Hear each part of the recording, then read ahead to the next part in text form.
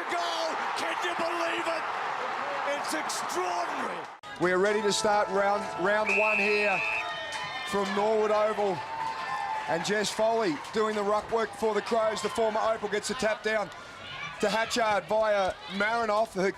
Very good lead from Em Mackey. Had an outstanding VFL season for Hawthorn this year. Great grab by Katie Brennan there. Little flick out from Foley on hands and knees there, and Phillips gets involved. Marinoff extracts it, gives it to Mules. Long kick, it's a little bit of a wobbler over the back. Chloe Shear was working, but just close to the line. Hannah Scott, All-Australian defender. Pick up, little flick back, and oh, great smother. Jones again. Forward pressure is fantastic. Stevie Lee Thompson. That's why she's a star. Very clean through the middle. Turns around with the kick. Sitting under it was Foley. Chelsea Randall as well, showing some courage. Comes out, is a little give. Here we go, on the right foot. The first back at it came from the Doggies. Premiership player Mules, a couple of years ago. Up to half forward. Phillips, the target, but taken out the front by Considine. She's had a couple of important touches. Have a look at the kick. Fantastic kick to space to allow Chloe Shear to run onto it. And Chloe Shear is my tip for this year's Rising Star Soda. She is a fantastic young talent from South Australia. She had to wait a year to earn her draft opportunity after suffering an ACL injury. So she's really impressed throughout the pre-season. I know Doc Clark is pretty happy with his pickup there. So let's see if she can slot this one for the Adelaide Crows. Pretty handy against Fremantle in that practice match up in Darwin with a couple of goals and, well, a talent as a junior. 3 times she was the best and fairest at under 18 level in the league here in South Australia. And have a look at that. Chloe Shear draws first blood just in time for the Crows before quarter time. Foley with the height. Phillips kick in. Mules again has looked really dangerous. Breaks away and the kick is just across the face of the goal. 5 of those 9 are contested possession. We've seen her hands in the contest have been terrific. There she goes again. Marinoff putting the body on the line, gives it out to Erin Phillips on the left, and it is going to just had an operation on the knee, so you'll sit out this season, Ab? Yes, I have, about 8 weeks ago. Oh, have a look at that effort from Chelsea Randall, and that is why she is the co-captain of this Adelaide Crows women's side. She's the most courageous player that I've ever played alongside, and her athleticism, as we can just see right there. Yeah, a couple of times Foley's anticipation. Ange Foley here has looked really good. This time the kick goes up high. Stevie Lee Thompson at the back, but the mark is a good one taken by this little excitement machine, Eloise Jones. I love EJ. She's one of my favourite players down at the Adelaide women's team. But Pete, how is Ange Foley sitting 10 metres off that contest with not one Western Bulldogs player on her? That got her the easy kick inside 50. 3 goals from her 7 games last year and into the post. She's just got it.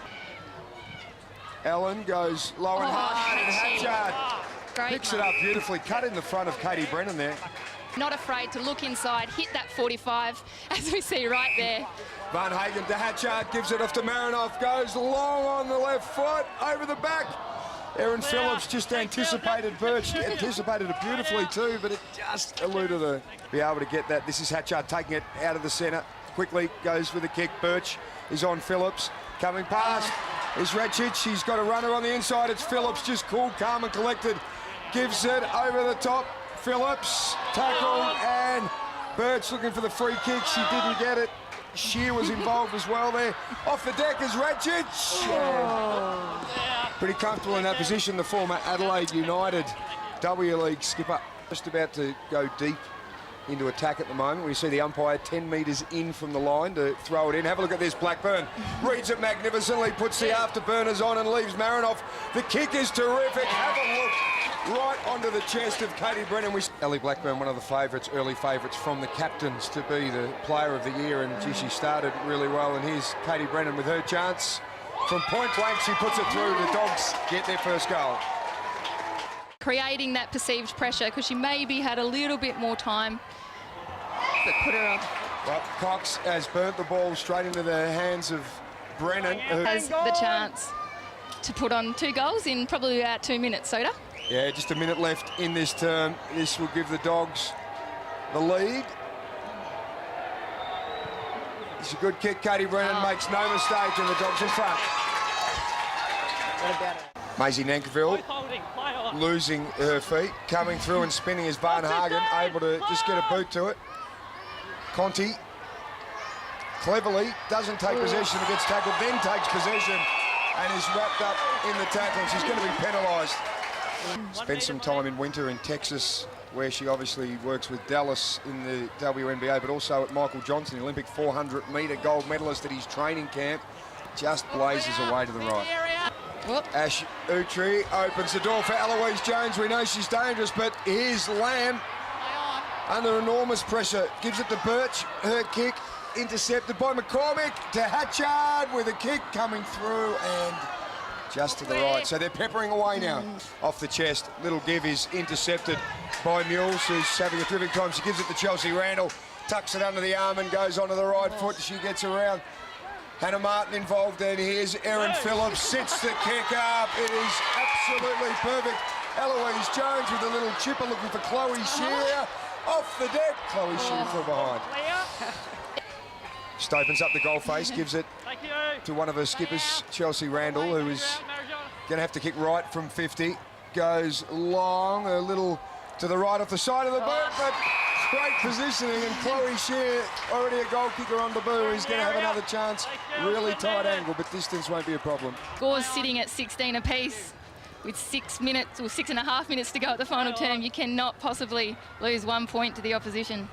No score in this term yet as the arm wrestle, the ball just swinging back and forward. The Dogs, tripped down, is Dee Berry.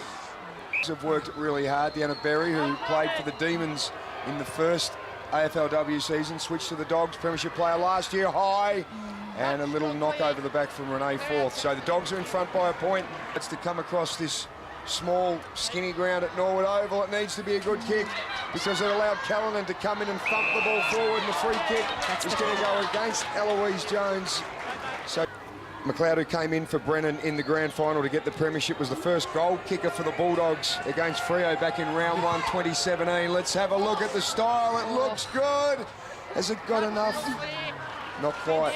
The Dogs now inside 50. They lead 26-22 after Adelaide dominated that stat for most of the game.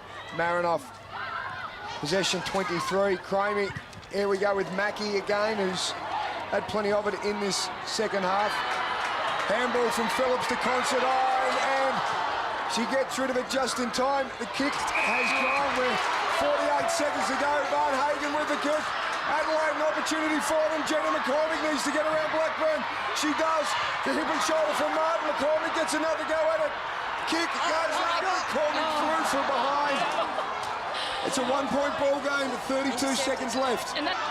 She needs a mark.